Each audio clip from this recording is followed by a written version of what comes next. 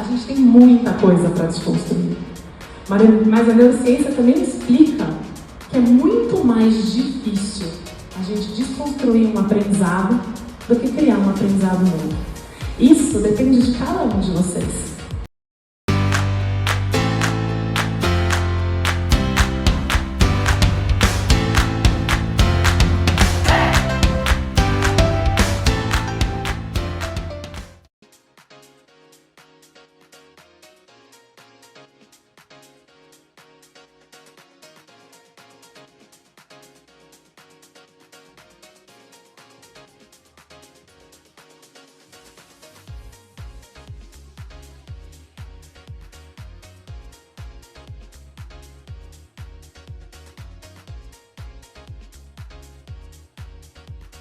Bom dia, pessoal, tudo bem? A gente está aqui num evento, onde a gente está, Xê? A gente está no evento Inclusão em Foco e a gente veio acompanhar a participação da turma com a palestra da Carol.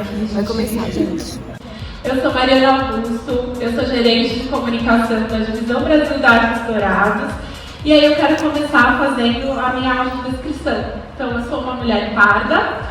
Até sexta-feira os meus cabelos estavam bem pretos, mas agora fiz umas luzes aqui, tô com o cabelo iluminado, né, tamanho médio. Tô vestindo uma camisa preta, uma calça estampada, rosa com vermelho, roxo, e tô com um sapato preto. Bom, mais uma vez, queria dar as boas-vindas a todas as pessoas aqui, dizer, né, que hoje a gente vai trazer duas temáticas muito importantes na nossa segunda edição do Fórum Inclusão em Foco. A gente vai falar sobre racismo, capacitismo, muito porque, né, no último dia 20 de novembro a gente celebrou o Dia da Consciência Negra e agora, no dia 3 de dezembro, a gente tem o Dia Internacional da Pessoa com Deficiência. Então a gente uniu essas duas datas e trouxe esses dois temas aqui para o nosso segundo Fórum Inclusão em Foco.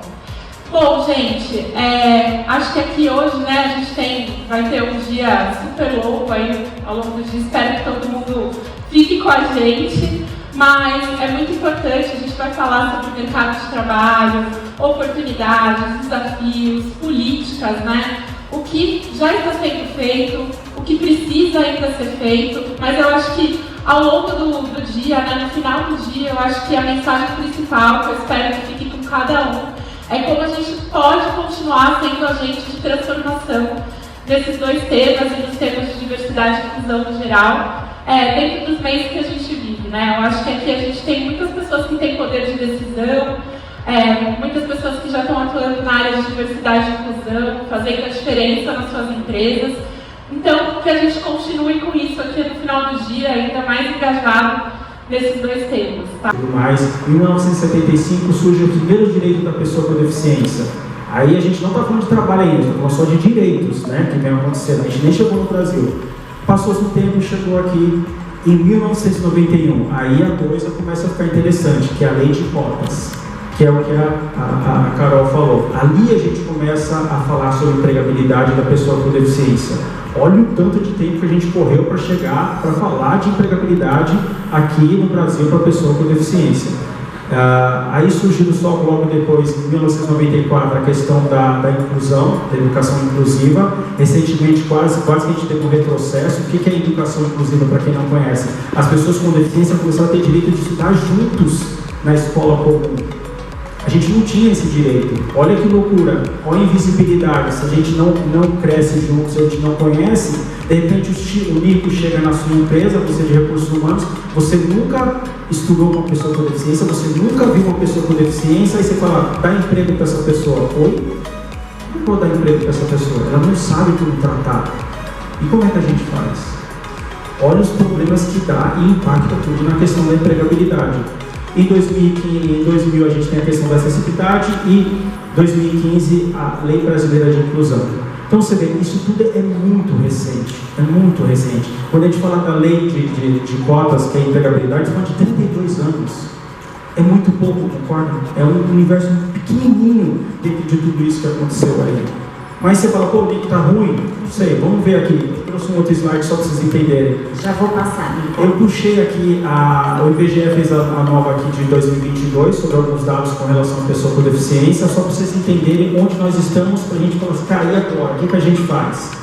A gente chegou a um número que 8,9% de pessoas no Brasil se declaram, estão caracterizadas ou se declaram como pessoa com deficiência. Isso representa 18,6 milhões de pessoas com algum tipo de deficiência. E aqui já trago a questão do trabalho. 26% tem algum tipo de ocupação.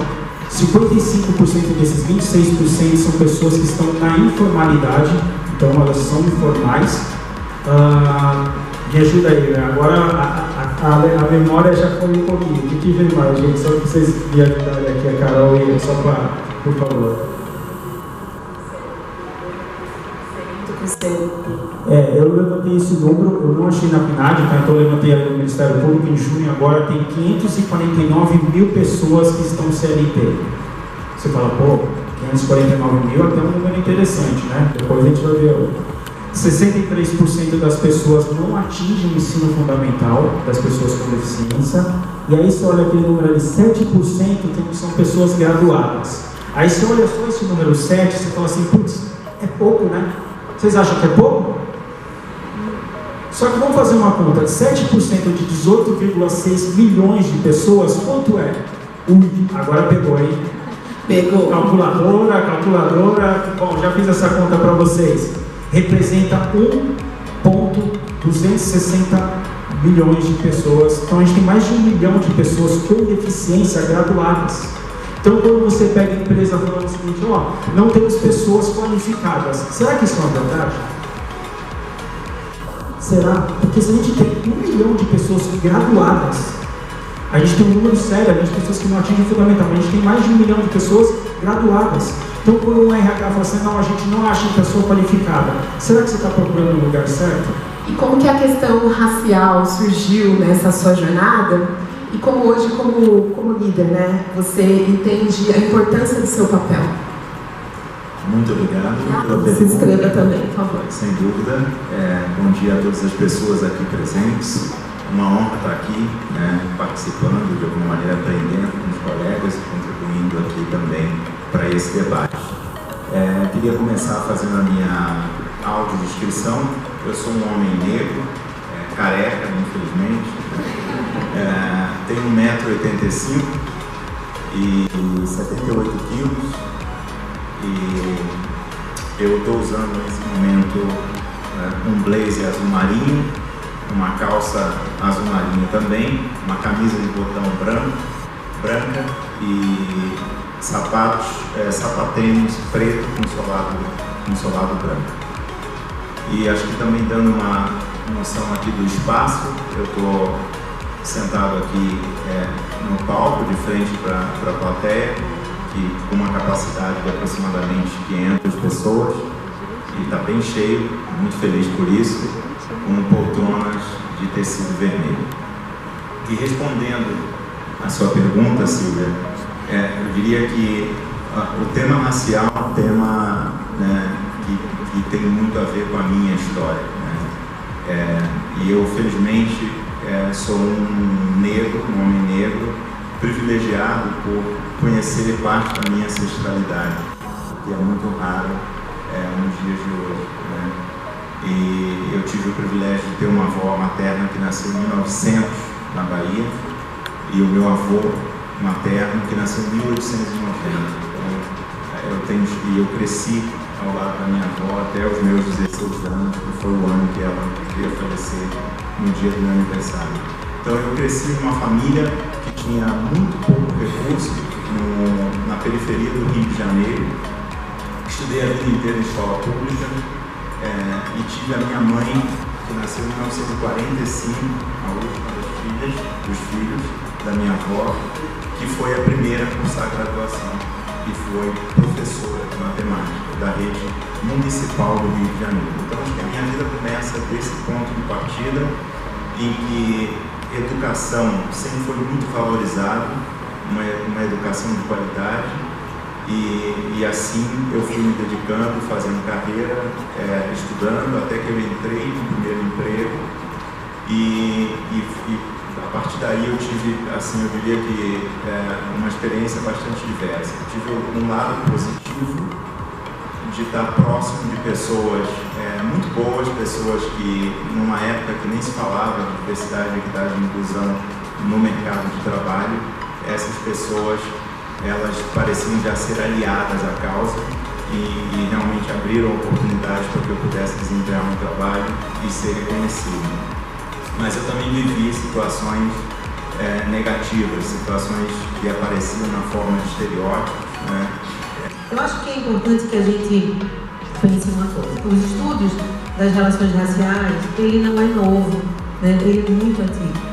A gente tem uma imprensa negra, por exemplo, né, de 1800, final do século XIX. Então, assim, a gente tem muita teoria dentro das universidades, desde antes do início do século XX, que vão caminhar aí na área da sociologia, da antropologia e principalmente da educação. Mas eu acho que é importante para a gente pensar o mercado corporativo uma virada muito grande que teve no final do século XX, que eu queria pensar aqui, muito rápido, porque parece professora falando, né? Eu queria pensar em 3 pontos, mas é bem rapidinho, viu, gente? Mas eu acho que é importante para a gente pensar como é que esses assuntos entram no mercado corporativo, né? Como é que, de fato, a gente pode pensar realmente um conjunto de informação para que as empresas sejam um lugar que a gente possa ter produção de conhecimento para poder fazer ação. Então, no final do século XX, o Brasil participou de uma conferência internacional na África do Sul, em Durban, e ratificou um acordo internacional dizendo que o país ia criar políticas públicas para combater o racismo. Isso foi um momento muito importante, né? Um momento realmente emblemático, porque é o primeiro momento que o Brasil assume que é racista. Apesar do racismo existir desde antes da escravidão, a escravidão é marcada realmente pela concretude, né, da matriz colonial, como racismo como uma operação, né, dessa forma de existência de sociedade. Mas o Brasil, no final do século XX, ele diz assim: eu sou um país racista, eu preciso fazer alguma coisa.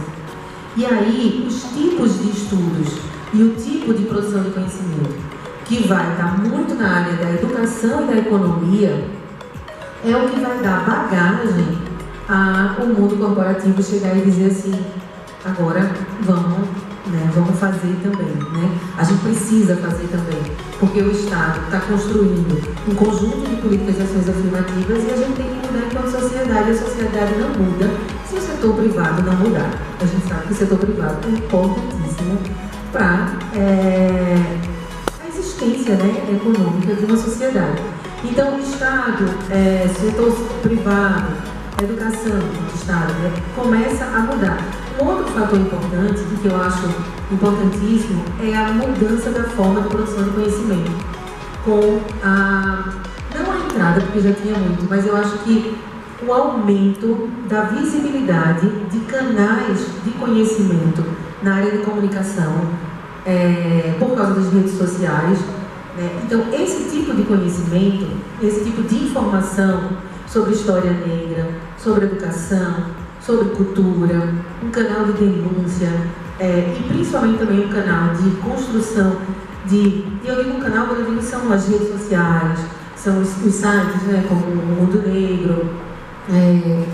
Esse tipo de produção de conhecimento, ela é muito forte na construção de uma identidade negra positivada.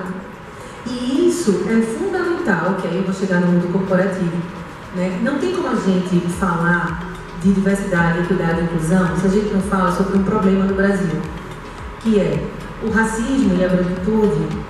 Eles negam a construção de formação de identidade positivada das pessoas brancas no país, das pessoas negras, a pessoa vê? Das pessoas brancas não, das pessoas brancas se auto-reconhece muito feliz e muito confortável, né, em ser branco, apesar de não falar sobre isso, que é um ponto que eu vou dizer depois, daqui a pouco.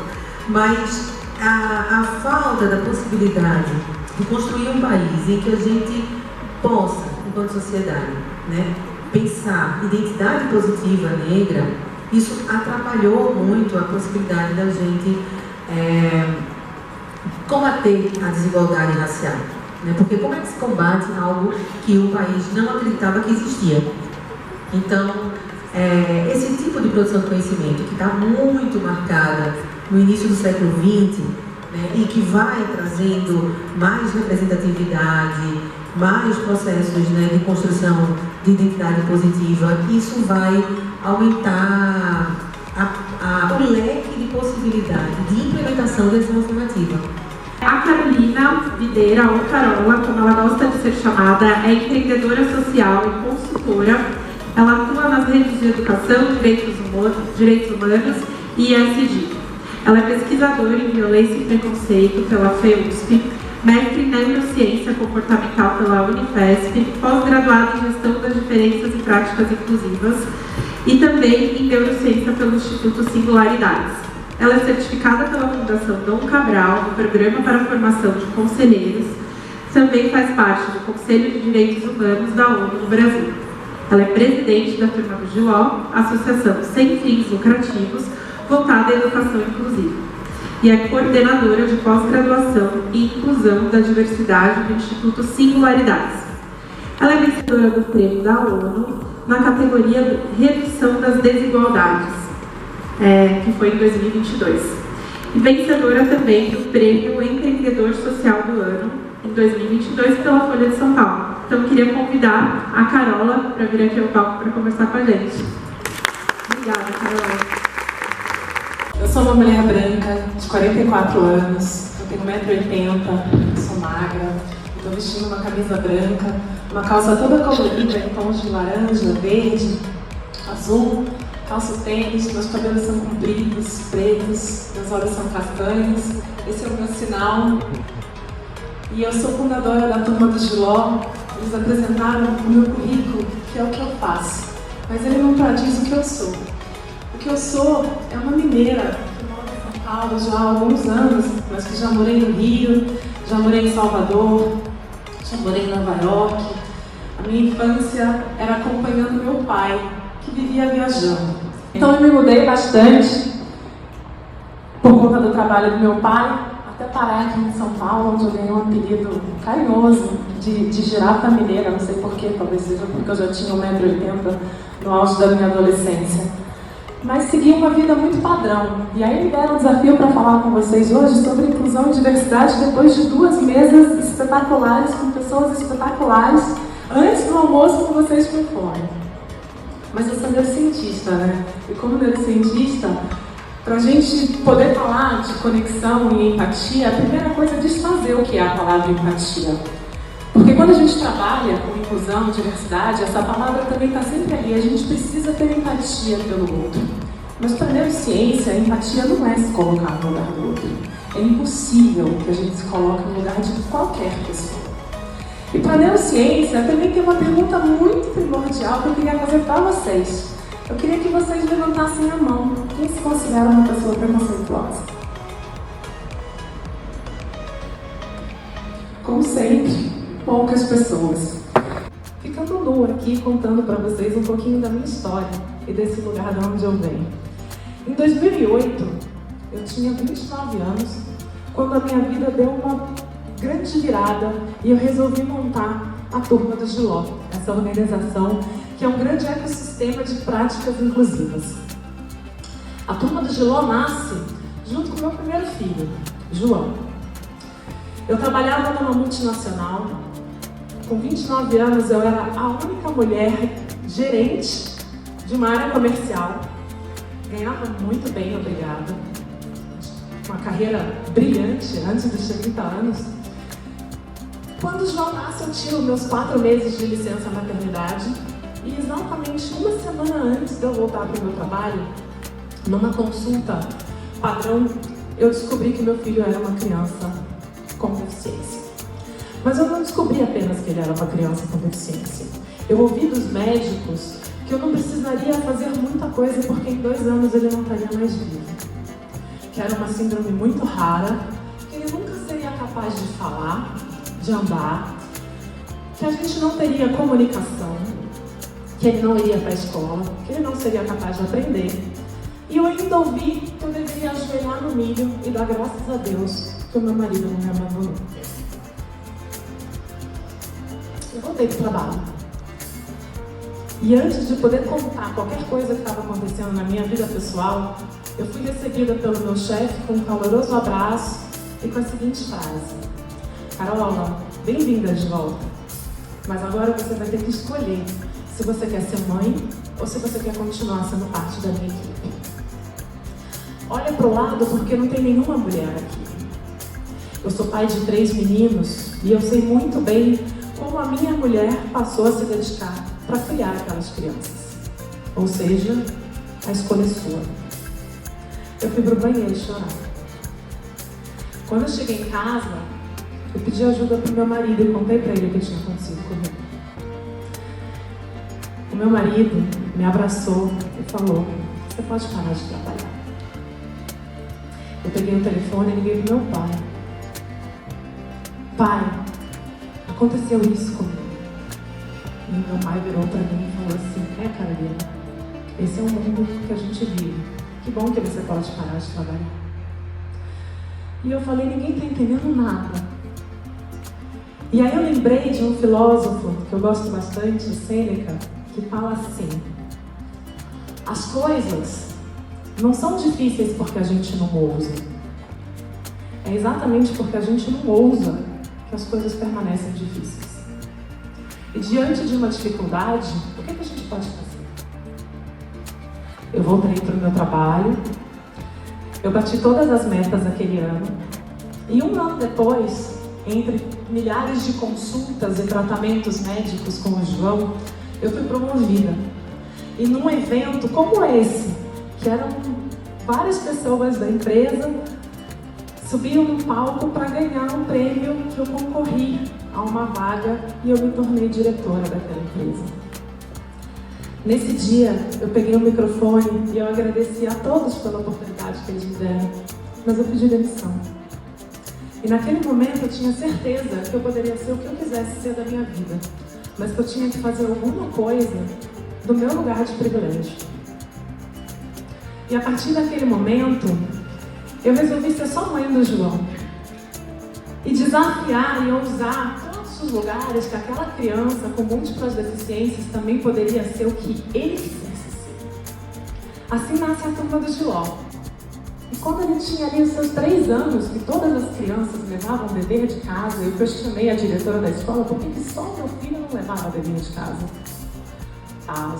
Mais uma vez, uma grande reunião, todos os diretores da escola sentados para me receber e carinhosamente me perguntaram se eu estava fazendo terapia. Porque como uma neurocientista como eu poderia ter a ilusão de que o meu filho ia fazer lição de casa? Nesse momento eu falei de novo, né? Poxa, alguém vai ter que rasgar o diploma, ou eu ou vocês. Não, você não é educadora, você é neurocientista. Bom, arregaça as mangas e lá fui eu fazer um doutorado em educação. Talvez seja aí o grande X da questão. A gente não aprende como a gente aprende, mas a gente aprende a ser excludente. E a gente aprende a acreditar em diversos mitos que a ciência já cansou de mostrar que são apenas mitos. A gente tem muita coisa para desconstruir, mas a neurociência também explica que é muito mais difícil a gente desconstruir um aprendizado do que criar um aprendizado novo. Isso depende de cada um de vocês. A Turma do Giló nasce, a gente começa a ganhar prêmios, a sair das escolas públicas, a ir para as escolas privadas, a levar a nossa metodologia para escolas fora do Brasil. Em 2019, a gente começa a atender diversas empresas e pum, chega 2020, pandemia, todas as escolas foram fechadas.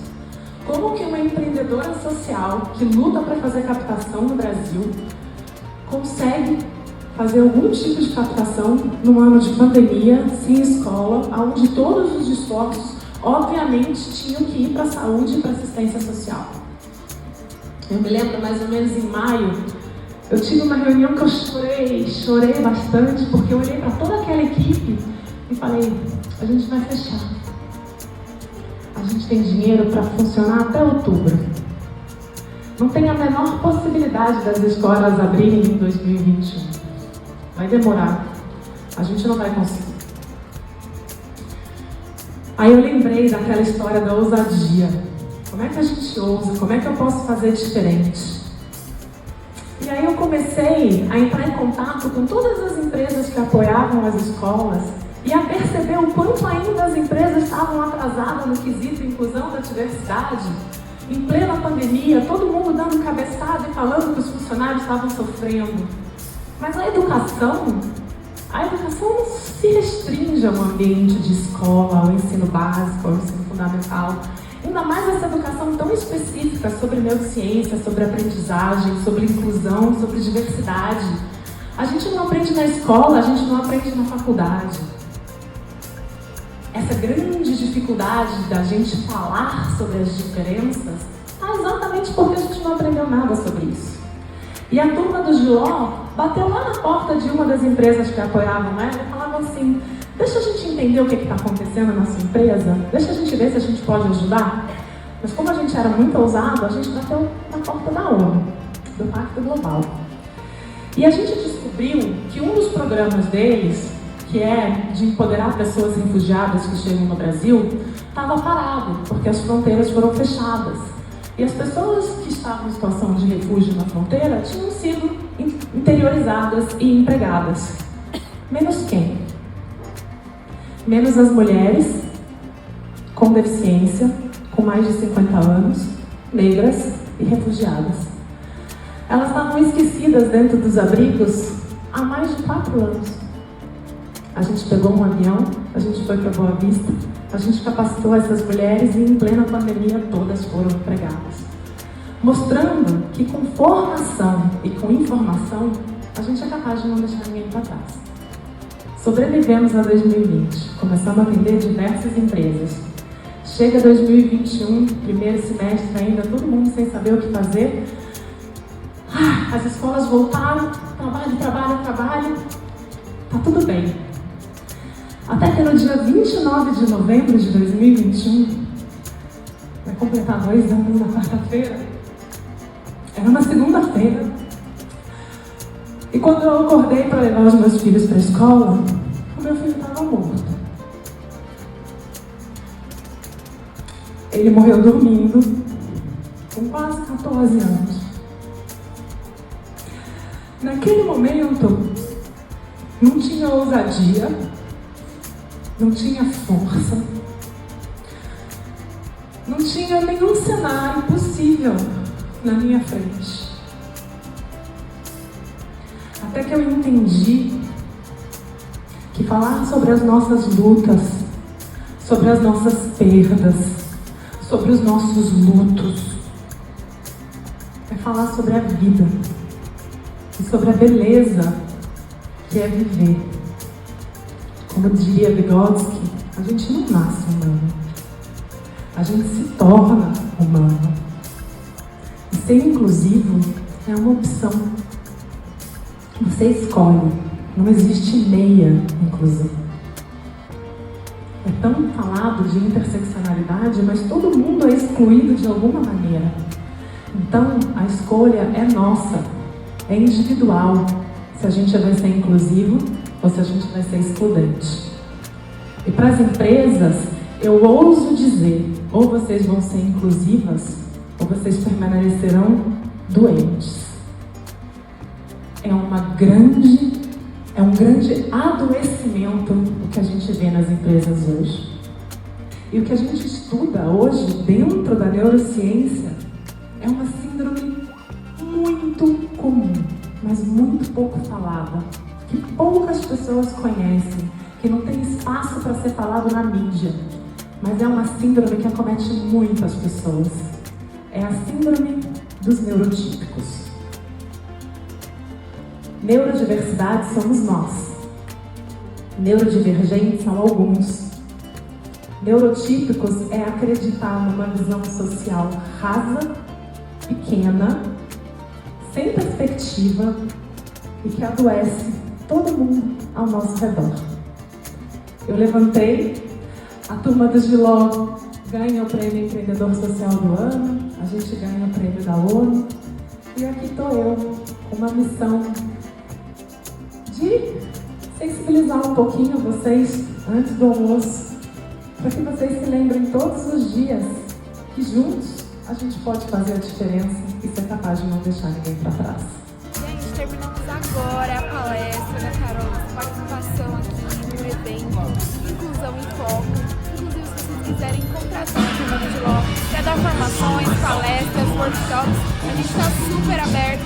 Entre em contato com a gente.